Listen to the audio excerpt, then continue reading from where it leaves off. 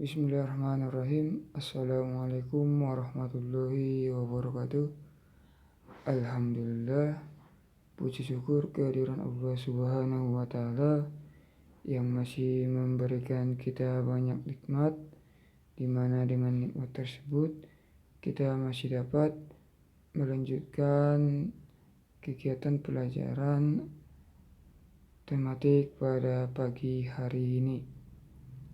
Selawat beriringkan salam ke ruh junjungan Nabi Muhammad Sallallahu Alaihi Wasallam. Semoga kita senantiasa istiqomah menjadi pengikut setia beliau. Selamat pagi untuk Ananta Soleh semua. Semoga di pagi hari ini tetap semangat dan selalu semangat dalam mengikuti proses pembelajaran. Kali ini kita masuk ke pembelajaran ke-6, subtema 2, tema 3D. Jadi nanti Anda bisa membuka bukunya di tema 3D, subtema 2, dan pembelajaran ke-6. Sebelum kita masuk ke pembahasan, agar kegiatan kita ini mendapatkan keberkahan dari Allah, ada baiknya kita berdoa terlebih dahulu. Berdoa dimulai, Allahumma anfa'ni bi'allamtani wa 'allimni ma yanfa'uni wa zidni ilma. Baik, kita masuk ke pembahasan yang pertama, yaitu menemukan masalah yang ada pada gambar.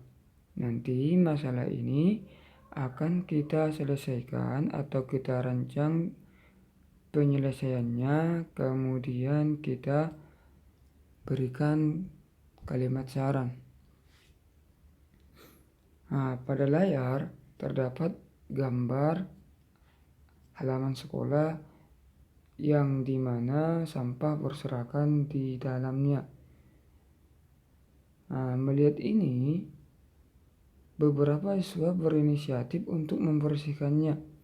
Mereka mengambil sapu, mengambil tong sampah, kemudian membersihkan atau memungut sampah-sampah sehingga lingkungan menjadi bersih. Dari kegiatan ini atau masalah pada gambar ini adalah lingkungan sekolah yang banyak sampah atau sampah berserakan di lingkungan sekolah, sehingga beberapa anak atau beberapa siswa berinisiatif untuk membersihkan lingkungan sekolah tersebut. Mereka pertama mengambil sapu, mengambil tong sampah,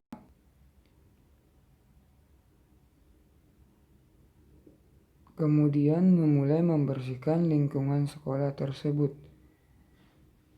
Lingkungan sekolah bersih, maka mereka merasa nyaman untuk belajar, untuk bermain di lingkungan sekolah. Di mana tadi masalahnya adalah lingkungan sekolah yang bersih, kemudian langkah untuk menyelesaikan masalah tersebut, mereka mengambil sapu, tong sampah, alat pel, dan juga lain sebagainya. Setelah bersih, kalimat saran yang dapat kita berikan dari kegiatan atau peristiwa tersebut adalah sebaiknya setiap orang atau setiap warga sekolah yang berada di sekolah membuang sampahnya pada tempatnya, yaitu ke tong sampah, agar lingkungan sekolah senantiasa menjadi bersih. Kan kita sudah menemukan masalahnya, sudah merancang penyelesaian masalah, kemudian memberikan saran agar lingkungan sekolah bersih. Seperti itulah menemukan masalah pada pembahasan kali ini. Sekarang kita masuk ke pembahasan berikutnya, yaitu tentang kewajiban menjaga kebersihan lingkungan sekolah. Kita semua meyakini bahwa lingkungan sekolah yang bersih akan memberikan kenyamanan dan kedamaian kepada setiap warga sekolah, sehingga setiap warga sekolah memiliki kewajiban untuk menjaga kebersihan lingkungan sekolah. Kewajiban kita sebagai warga sekolah, yang pertama agar lingkungan sekolah tetap bersih adalah kita wajib membuang sampah pada tempat sampah, baik ke tong sampah ataupun langsung ke tempat sampahnya. Yang kedua, menjaga kebersihan kelas. Menjaga kebersihan kelas bisa dengan melakukan piket setiap harinya dan juga membuang sampah pada tempatnya. Yang ketiga, kita wajib menyiram toilet sampai bersih setelah menggunakannya.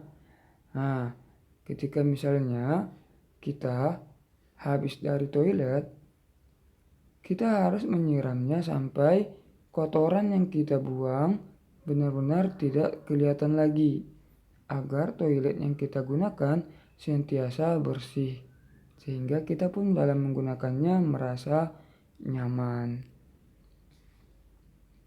Yang keempat, kita wajib tidak merusak atau mencoret-coret dinding sekolah. Ini jelas agar dinding sekolah tetap kelihatan bersih. Dinding sekolah yang bersih akan membuat kita merasa nyaman ketika berada di dalam ataupun di lingkungan sekolah. Selanjutnya, kita wajib melakukan kerja bakti membersihkan sekolah. Misalnya, kalau di sekolah kita sering melaksanakan Jumat bersih-bersih lingkungan kelas agar lingkungan kelas menjadi lebih bersih. Seperti itulah kewajiban kita menjaga kebersihan lingkungan sekolah.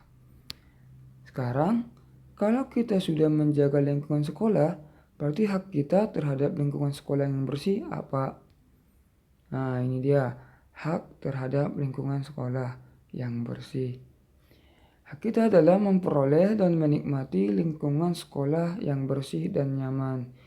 Jadi, kalau misalnya kita tadi sudah melaksanakan kewajiban kita untuk menjaga kebersihan lingkungan sekolah, maka kita akan memperoleh dan juga dapat menikmati lingkungan sekolah yang bersih dan juga nyaman. Kita masuk ke pembahasan berikutnya, yaitu membuat soal cerita tentang selisih dua buah bilangan cacah. Dalam membuat soal cerita tentang selisih dua bilangan cacah, yang pertama kita tentukan dulu selisih. Boleh saja kita tentukan terlebih dahulu selisih dari dua bilangan tersebut. Ya. Di sini pada kesempatan ini Bapak membuat soal cerita sebagai berikut. Di SD Islam Ibnu Hajar banyak siswa yang suka belajar matematika dan IPA. Ada juga siswa yang suka matematika dan juga IPA secara berbarengan, dan juga ada siswa yang hanya suka matematika dan hanya suka IPA. Diketahui banyak siswa yang suka belajar matematika adalah 300 orang.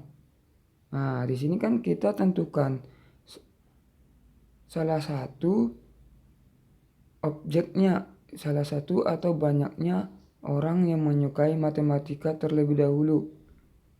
Pada soal, Bapak menuliskan terlebih dahulu siswa yang suka matematika adalah 300 orang. Nah, dari soal ini, nanti yang 300 orang ini atau yang suka belajar matematika ini merupakan pengurangan dari siswa yang suka belajar matematika dan IPA dengan siswa yang hanya suka belajar IPA saja. Ingat ya, berarti 300 orang yang menyukai pelajaran matematika merupakan hasil pengurangan dari siswa yang suka belajar matematika dan IPA dengan siswa yang hanya suka belajar IPA. Kita selesaikan ya. Langkah pertama yang dapat kita buat adalah bahwa 300 orang yang suka belajar matematika merupakan selisih atau hasil pengurangan siswa yang suka belajar matematika dan IPA dengan siswa yang suka IPA saja. Berarti kita tentukan banyak siswa yang suka matematika dan IPA. Nah, ketika nanti kita menentukan banyak siswa yang suka matematika dan IPA, itu harus lebih banyak dari 300 agar nanti dapat dikurangi dengan siswa yang hanya suka IPA saja. Kemudian kita tentukan juga banyak siswa yang suka IPA. Ini banyak siswa yang suka IPA harus lebih kecil dari siswa yang suka matematika dan IPA. Seperti itu ya. Kemudian dapat kita tuliskan terlebih dahulu. Hasil pengurangan dua bilangannya adalah 300. Berarti nanti banyak siswa yang suka belajar matematika dan IPA dikurangi banyak siswa yang suka IPA adalah 300 ya. Kita lihat, berarti siswa yang suka matematika dan IPA dikurangi dengan banyak siswa yang suka IPA adalah 300. Sekarang kita tentukan siswa yang suka matematika dan IPA itu jumlahnya harus lebih besar dari 300. Pada kesempatan ini Bapak buat jumlah siswa yang suka matematika dan IPA adalah 400. Maka nanti 400 dikurangi siswa yang suka IPA hasilnya harus 300. Maka Bapak tentukan juga atau Bapak buat jumlah siswa yang suka IPA adalah 100. Sehingga 400 dikurangi 100 hasilnya adalah 300. Kalau misal ada yang ingin bertanya, boleh nggak Pak? Misalnya siswa yang suka matematika dan IPA tidak 400 dan siswa yang suka IPA bukan 100. Boleh saja, asal kedua bilangan tersebut jika dikurangkan hasilnya harus 300. Nah ya. Misalnya kan tadi kita buat siswa yang suka matematika dan IPA adalah, misalnya Bapak buat di sini 350. Jika nanti 350 ini dikurangi dengan suatu bilangan, hasilnya adalah 300 ya. Berarti dia dikurang berapa agar jadi 300? Agar mengetahui dikurang berapa, ya kan? Bisa dengan cara 350 dikurang 300. Nah, di mana 0 dikurang 0 adalah 0, 5 dikurangi 0 hasilnya 5, dan 3 kurang 3 adalah 0, tidak perlu dituliskan, maka 350 dikurangi 50 hasilnya adalah 300. Maka banyak siswa yang suka IPA dan matematika 350 dan siswa yang hanya suka IPA adalah 50, dan jika dikurangkan hasilnya 300. Boleh seperti ini atau dengan bilangan lain pun boleh, asalkan hasilnya nanti adalah 300. Baik, Bapak rasa demikian saja pertemuan kali ini, di mana tadi jika menemukan masalah kita rancang dulu bagaimana cara menyelesaikan masalah tersebut. Kalau tadi masalah yang muncul adalah lingkungan kotor, kita rancang penyelesaian masalahnya dengan cara pertama kita ambil alat-alat kebersihan seperti sapu, tong sampah dan lain sebagainya, kemudian baru mulai kita bersihkan. Nah, itu rencana dalam menyelesaikan masalahnya atau solusinya. Kemudian saran yang dapat kita berikan agar lingkungan sekolah tetap bersih adalah membuang sampah pada tempatnya, ya. Kemudian ada beberapa kewajiban kita sebagai warga sekolah untuk menjaga kebersihan lingkungan sekolah agar kita mendapatkan hak kita di sekolah, yaitu mendapatkan rasa nyaman terhadap lingkungan sekolah yang bersih. Untuk menyelesaikan masalah selisih dua buah bilangan, dapat kita tentukan terlebih dahulu salah satu bilangannya, di mana nanti salah satu bilangannya ini merupakan hasil pengurangan dari keseluruhan dengan sebagian yang lain, sehingga ditemukan hasil selisihnya. Baik, Bapak rasa demikian saja pertemuan kali ini.